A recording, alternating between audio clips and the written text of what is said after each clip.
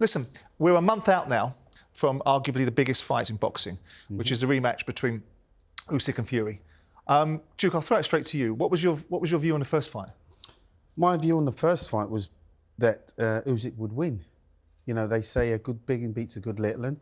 Wasn't proven in the first fight, and my gut instinct said that Usyk would win because he's an unbelievable all-rounder. You know, really, he's an unbelievable all-rounder. No, we know that, but I mean, I'm curious and surprised that you went straight out the gate for Usyk, because I think most people, despite the fact that he'd dealt with Anthony Joshua, despite the fact that he'd dealt with Daniel Dubois, and people felt there was some controversy because of the low blow. Where were you, by the way, on the Dubois low blow with Usyk? Did you think it was a low blow? No, I don't think it was a low blow. I don't think it was a low blow. Right, so that put Usyk in a way of some trouble then, didn't it? Yeah. It was borderline, but it wasn't a low blow. I just feel that Usyk, you know, what he does is very, very simplistic. You know, he's just a good all-round boxer. He doesn't want to fight with you, he just boxes you and he peppers you with his jab. He's got brilliant ring IQ, as we all know. He's got a good engine, takes a good shot. He doesn't actually take a shot because you never see him get nailed with anything. Well, I think he got nailed in that 6th round, didn't he, with that uppercut? But I think he showed in the Fury fight that we hadn't seen from Usyk before, and there was maybe a question mark over, especially with the Daniel Dubois. Was it low, was it not low? I don't think it was a low blow, by the way. I think it was off him being smart and buying a bit of time and defusing Dubois, really. But I think what we found out in that fight with Fury is that he can actually tough it out as well, and that's what makes him that solid all-rounder, because not just his boxing skills and the way he is, but there was a question mark over whether he could tough it out, and I think he proved that in that fight, that he can tough it out. I didn't have that doubt insofar as my opinion ranks up there with yours. I just thought Fury, given the size of Fury, giving the prowess and ability, that he would have... I mean, I know what we saw against Ngannou, right? And we all sort of looked at that in bewilderment in terms of the Fury that we'd seen go in the ring against Dillian Whyte and be a different level completely, dealing with Derek Chisora, with due respect to Derek, as he should have done in that fight, and obviously dealing with Deontay Wilder in all 3 fights, in my opinion. But I'm just curious to pick at Duke and your opinion as to the fact that you instantaneously, when the fight was made, went for Usyk. Yeah, because, again, styles make fights. And if you look at Usyk and what he actually does, I mean, Spencer hit a good point there in saying, you know, the mark of a good champion, when you get nailed with a shot, you have to try and disguise it, almost like hide it, so you don't show it. You get hit, you get buzzed a bit, but he didn't show it. When he got clipped with that uppercut, Spenny, didn't he? He didn't really show it. He took the shot and he just kept moving around. And what Fury should have done, obviously, you know, he didn't do, was go straight after him and try and capitalise on it. Yeah, but he didn't do that. And he kind of let him off the hook. But that's the mark of a champion. You get nailed with his shot, and then the next round, you start that round like you did the first round. Do you see what I mean? Did you think at the time, when you make that point about the fact that he got Usyk and buzzed him, Usyk did his very best to make sure that Fury didn't recognise that. Did you recognise that at the time? Totally. Absolutely. So then Fury, being the natural fighter that he is, isn't it curious to see why he didn't recognise that and then jump on him? Because it would be a natural thing for him to have done, isn't it? I think it has a lot to do with, though, Usyk then making it difficult. Because it's easy to say try and capitalise on that. You've nailed the guy, jump on him and everything else. But when you're in them situations, sometimes you get a sense on whether you've got him and he's ready to go, or whether you've just buzzed him, he recovers, and you think, this is still dangerous for me to jump on him, because someone of Usyk's quality, you know you can get nailed and tagged, and then it could turn around massively. And I think Fury just judged it on, I've buzzed him, but he still ain't ready. He's not there. Yeah, he's still not there. And also, in the fight, when the difference between those two, particularly when they were hurt, was when Fury was hurt, he was all over the place, and he showed it. Do you see what I mean? It wasn't like when Fury buzzed Usyk, you know, he was hurt, but he disguised it so much better, you know, and it didn't really work like that for Tyson. Interesting thing for Tyson is he never disguised it when he gets hurt, because he got hurt a couple of times by Deontay Wilder, yet his sort of Lazarus-like ability to get up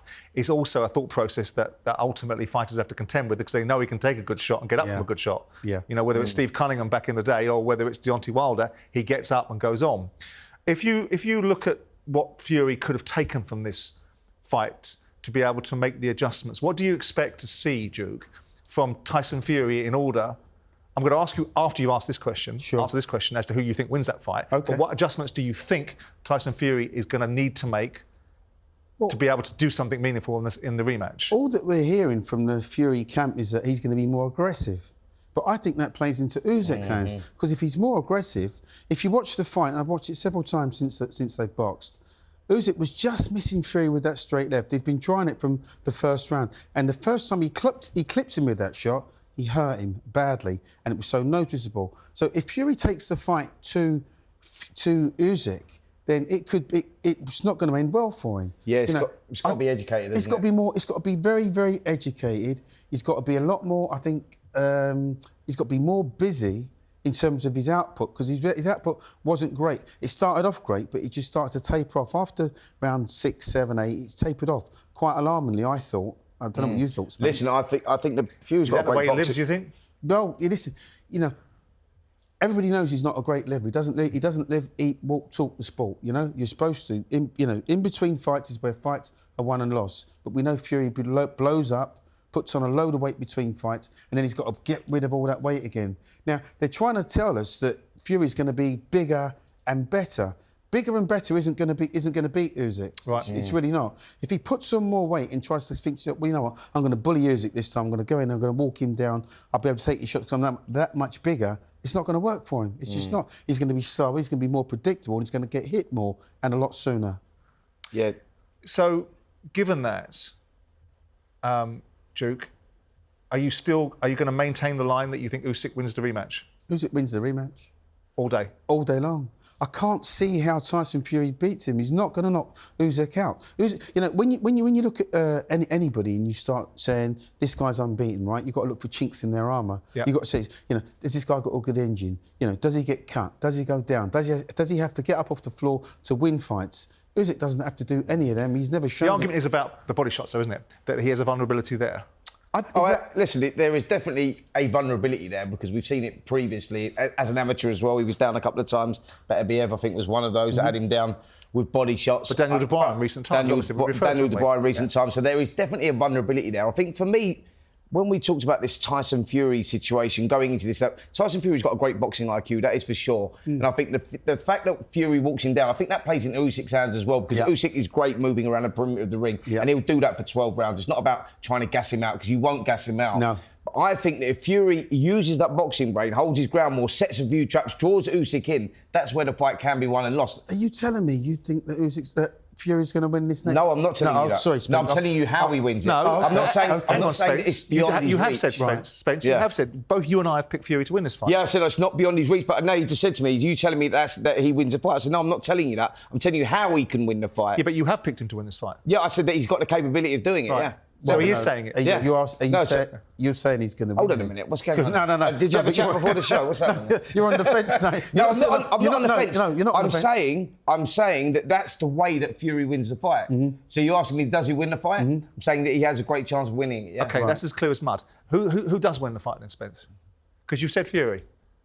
I'm sitting on the fence a little bit with it at the moment because I do. Because Duke's because I'm throwing back and forth. Mind up. I'm throwing back and forth. What happens is, Simon, when we're getting close to the fight, you look at the guy and you look at his persona, what he's doing, what shape he's in, and these two, you could cut it with a knife how close this is. Like, as in who wins and loses this one. I think the loss actually could be the kick up the arse that Fury needed. That's what I'm going to ask you, Duke. I mean, I'm not sure you're having what you just said, right? No, I'm not. No? I'm not. You know what? When you lose early in your career, you've got a chance to bounce back and you can learn from your mistakes. When you lose late in your career as a champion, you can't suddenly go, you know what, I'm going to change my tactics, I'm going to do this, I'm going to do that. No, but do you think that Fury actually started... Like, he went in there. My beliefs in this first fight, when I look back on the fight as well, I go in there and I think he thought he just had to turn up in many ways to win. Yeah, he knew it was a hard fight, but he went in there, he let the first couple of rounds go through pissing about and whatnot. And I just think that he'll have a different approach this time, and that could make the fight so much closer. And I think that if Fury gets it right, it's a winnable fight, definitely. Even if he gets off to a good start, you know, another mark. Are you convinced he don't win? 100%. Wow. You know, no, but I'm listening. We've had this before. We've had this one before. We like this, don't we? Yeah, this is great. It's great. But the thing is that even you, as a champion, you can afford to let the other guy have a few rounds. You can afford to let the other guy get off to a good start because you know at some point you can be able to turn it around, or at least get it back on a level playing field. And if that's the case, as I suggest it is, I can't see Usyk losing. Where are you with it right now, Fury. anyway? I mean, like, are you still feeling the same? Yeah. Yeah. Fury. And for what reason? Because I just have an inherent belief that Fury has the ability to dig deep. I think he's lost, and I think your reaction to losses define you. And I take Duke's point. and bow to the knowledge, of course, that losing earlier in your career is more recoverable than losing later. Obviously, there's interjections into Tyson's career where he's had 2 or 3 years out of the ring where he didn't fight for obvious reasons. So that puts But he's never had to react to a loss before, so we don't know how, we don't know how he's going to respond. If Tyson is to be believed that he has all, and I don't think it is to be disbelieved, that he has all the attributes of a fighting man to come back and overcome adversity, this is the first opportunity we have to see it. He went in against Wilder early after his comeback, 2 fights into his comeback with pretty much tune-up fights, and pulled himself into a situation where no one thought he could overcome Deontay Wilder, and he did in all 3 fights in my book. And I just believe that the best version of Tyson Fury, if we see the best version of Tyson Fury, which is the debate, because that may have gone. People were debating with us, Duke, in previous shows, that the reason why Tyson Fury now meets people in the middle of the ring is because he can't move around the ring as he once did before. That's the line I was looking for, by the way, the best version of Tyson Fury.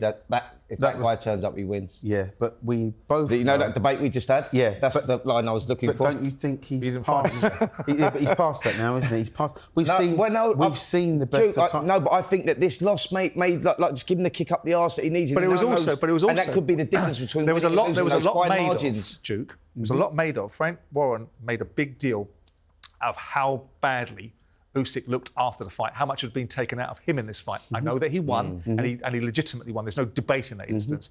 But it's also, we don't know, irrespective of how brilliant we think he is, and we listen to the stories about what a fabulous athlete he is. And we've heard Anthony Joshua's team talk about him after fights being in the gym, pedaling 25 miles or swimming for an hour in every swimming pool that he can get, like a swimmer like Burt Lancaster.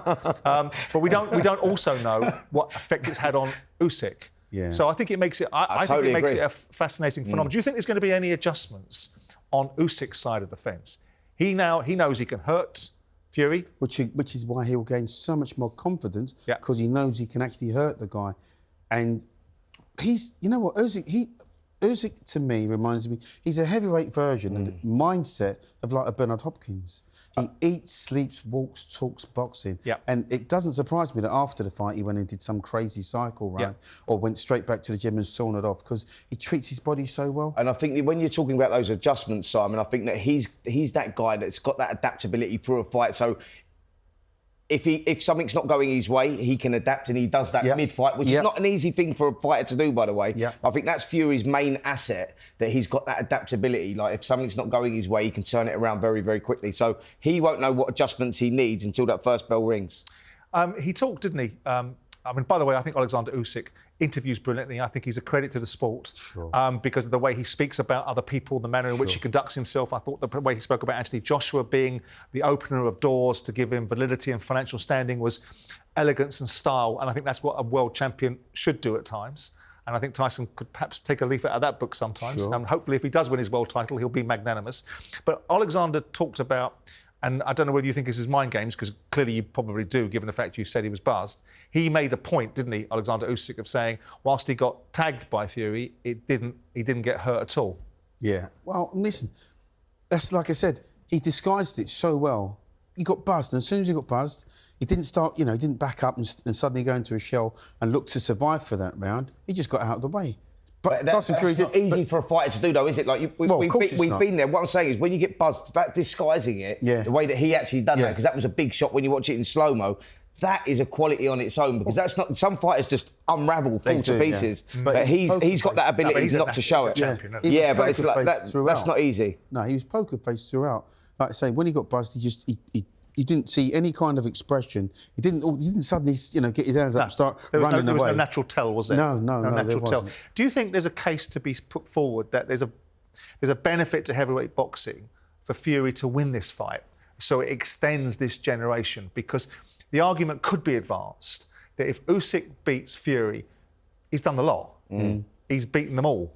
And where is it left for him to go? Absolutely. So do you think that's a fair observation, or do you just think it is what it is? Because, I do think, I'm not comparing Usyk to the Klitschko domination, but it was a bit bland when the Klitschkos were around, wasn't it? And we lost that energy, both this side of the pond and the other side of the pond. I think it's a massive benefit that if Fury wins this fight. For that reason, I think there's still massive fights out there that we can see, and it's not about one dominant... Joshua? Sorry? Are you meaning Anthony Joshua? Not just Anthony Joshua. The younger guys that are coming through. Daniel Dubois is another one. You've got Moses Otoba on that level down, and your Johnny Fishers and all that, who are going to be sort of creeping up into that into that Into the world class. the elite, the elite class. Absolutely. So I think it's very beneficial. It would be very beneficial for the sport of boxing if Fury wins the fight for that reason, because I think there's still huge fights out there. Well, listen, he's the draw, isn't he? Let's get that right. He is the name and pretty much the face of the heavyweight division. Everybody wants to fight Fury because that's the payday. You know what I mean? It would be great if we had. It'd be great for the sport if Fury wins, and then that sets up potentially the AJ fight, and that's the fight everybody wants to see. Where are you on a potential debate, which I'm going to create by framing this conversation this way, about arguably this could be perceived as one of the best years in heavyweight boxing in memory? Do you think that's a fair observation? I mean, I look back... Not in memory, but that's what I'm... in recent times, definitely, I think, in recent times, I think that we are now getting the best fighting the best, which is what we've all been craving for. Because what was a better generation then? Okay, we've seen Dubois fight Hrgovic and Anthony Joshua. Yeah. We've seen Fury fight Usyk for the undisputed, which has only come around once every 25 years. And I was fortunate enough to go to both versions of it with Lennox in Madison Square Garden and in Los Angeles in 1999. So what era, if you can remember off the top of your head, do you think has paired the best fighters? Because we spent a long time... Going back to the Lennox days, probably. What, with Evander Holyfield? Absolutely. Where he ducked Tyson. Tyson, Riddick Bowe, all of those. That's when you go back to them sort of early 90s and you look at that, the fights with Evander and Riddick and Lennox Lewis and Tyrell Biggs and all those guys. I think Tyson, was still very much a part of that era as well. That's when heavyweight boxing was sort of, you agree with at that? a high. Yeah, but then obviously we've got the generation and the era before that when you had the Arleys and the Frasers and the Foремans. Of course. Kenny Norton, Ernie Shavers, George Foreman, Joe Frazier. You can list them off. Mike Weaver, Mike Dokes, Pinkerton Thomas. There were so many great... Tyrell Biggs. There were so many good heavyweights. Tony Tucker, Tony Tubbs. And a lot of these guys were only contenders at one point before they challenged for the championship. But that era will probably never be repeated. But I think that this last year, though, we are finally getting the fights that we've craved. And like you say, I think it's going to be so good for this era of boxing, by the way, if we do get Anthony Joshua. If Tyson Fury wins and we get Joshua versus Tyson Fury, it's going to be fantastic. Yes, Joshua needs to get back on that winning streak. I'm just talking about eras, Simon. I know you're pulling faces. I'm in that space. I don't see... I mean, besides the public demand for something that never happened... Yeah. Where is Anthony Joshua? He doesn't want to fight Daniel Dubois again. No. His camp don't want him in there. No, you don't blame him. You can't blame him, can you? You can't. I think you need. So are you fascinated? Are you fascinated? Because I think they're going to put Anthony Joshua in against Deontay Wilder. I think that's what's going to happen. That's the obvious next fight. Yeah. But he's retired. No, he hasn't. He's not retired. No, did you see that he did a video the other day telling us that the reasons why he's been so abject in the two performances against Joseph Parker, which we shouldn't say was just his abjectivity because it was Joseph Parker being very good, and against Zhilei Zhang, is not because he's done and is impersonating the once bronze bomber, it's because he had a broken arm. I believe we was in that video. He went into the fight with a broken arm? Apparently. Oh, OK. Is that like when Mike Tyson says, I broke my back? No, do you remember when Deontay Wilder, who did he get beat by? Tyson Fury when he got beat when he wore that big helmet into the ring, didn't he? And then he said it was after the fight. It was because it was too heavy. Yeah, I mean, but this time he had a broken arm apparently. Okay. So. But he found out after the fight. Okay. Obviously, boys, we've seen year-ending big fights in the heavyweights. We saw big fights last year, and we're now seeing this year ending with Fury versus Usyk for the rematch. If you were to look forward and have crystal balls.